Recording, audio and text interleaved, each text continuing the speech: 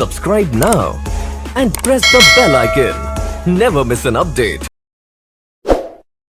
तो बंधुओं, आनंद की परिभाषा तो अवर्णनीय है। संसार में आज तक ऐसा कोई नहीं हुआ जो आनंद को परिभाषित कर सके। अच्छा, एक बात और बता दूं, आनंद आपको बाहर नहीं मिल सकता।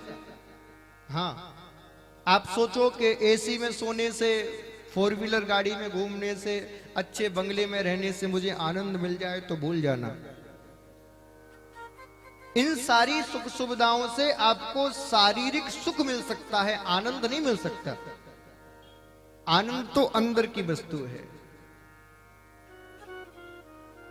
और आनंद आपको उस घड़ी, उस क्षण प्राप्त होगा जब आप संसार से प्रीति को त्याग दोगे।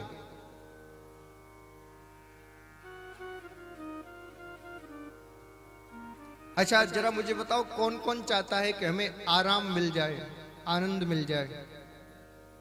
सब चाहते हो महाराज, इसीलिए तो बैठे हैं कथा में, वरना किसके पास समय है 4 घंटे खराब करने का। इसीलिए तो बैठे हैं कि 4 घंटे तो आनंद मिले, 4 घंटे तो आराम मिले। आज मैं आपको मंत्र दे रहा हूं आराम का, आनंद का।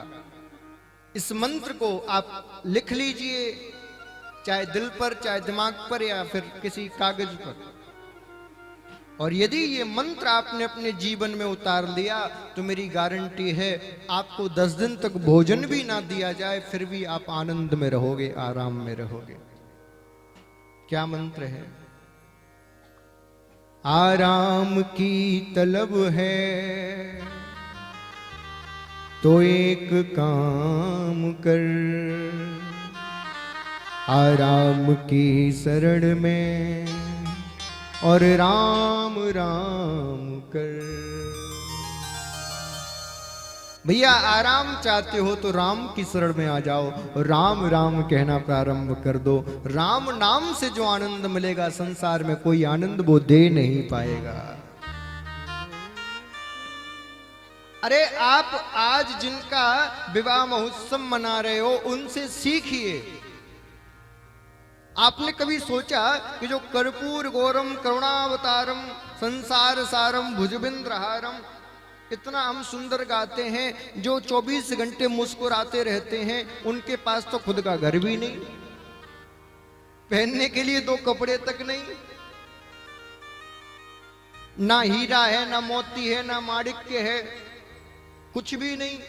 सवारी के नाम पर ढूंढा बैल है, ना दिया है। जहां आदमी जाना पसंद नहीं करता वहां वो व्यक्ति रहता है, शमशान में। जिस भांग धतूरे को स्पर्श करने मात्र से विष चढ़ जाता है, उसका वो पान करता है। इतनी विपरीत परिस्थितियों में भी जो आनंद में रह रहा है, सुख में रह रहा है, इसका कारण क्या है? सोचा आपने कभी? हमारे पास 1000 प्रकार की सुख सुविधाएं हैं, फिर भी हम दुखी हैं, और उनके पास एक सुख सुविधा नहीं है, फिर भी वो सुखी है। कारण?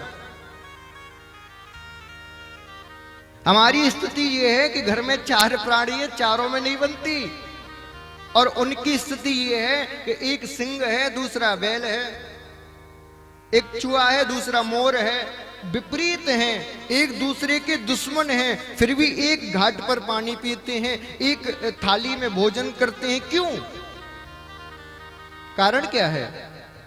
कारण एक है, उनके पास राम नाम का धन है, और जिसके पास राम नाम का धन होता है, संसार की सारी संपत्ति उसके आगे फीकी है, उसकी संपत्ति सबसे ज्यादा आगे। राम नाम का धन उसके पास। इसलिए बंधुओं, आप साधनों में प्रसन्नता मत ढूंढिए, साधनों में सुख मत ढूंढिए। साधनों में सुख होता, प्रसन्नता होती तो ये पैसे वाले बहुत सुखी होते साहब। हमें पता है, हम महीने में ज्यादातर हर 7वें दिन एक नए घर में जाते हैं, और अच्छे अच्छे पैसे वालों के घर में जाते हैं।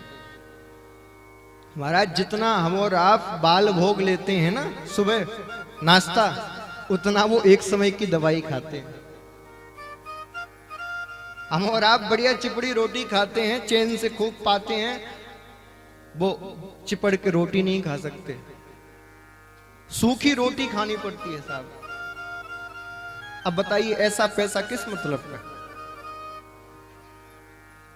इसीलिए मेरा निवेदन है कि साधनों में सुख मत ढूंढिए, सुख यदि कहीं है तो आपके अंदर है।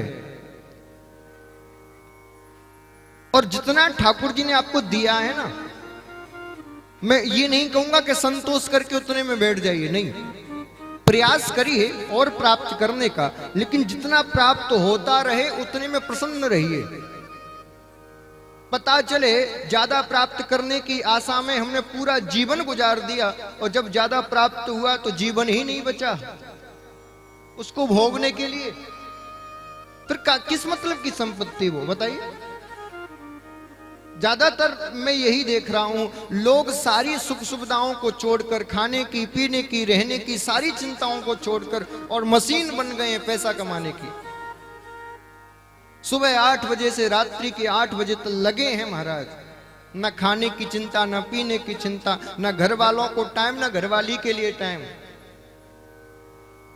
बेचारी एक फोन भी लगा दे तो तुम्हें तो कुछ काम नहीं, मैं मीटिंग में बैठा हुआ हूं।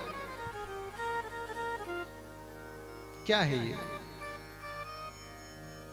किस लिए आप जो पैसा कमा रहे हो, किस लिए कमा रहे हो? बच्चों के लिए, बीवी के लिए, परिवार के लिए। यदि उनको ही समय नहीं दोगे, उनको ही आप प्रेम नहीं दोगे तो इस पैसे का क्या मतलब साहब,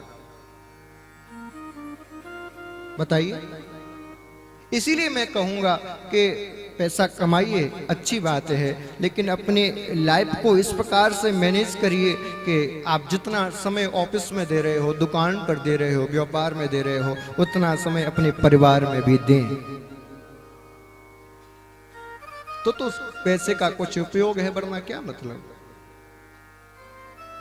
करते करते मर गए, कर ना सके कुछ काम, और जो कुछ वो करके गए वो कुछ ना आया काम। इसलिए अभी से अपने लिए कुछ करिए। Subscribe now and press the bell icon. Never miss an update.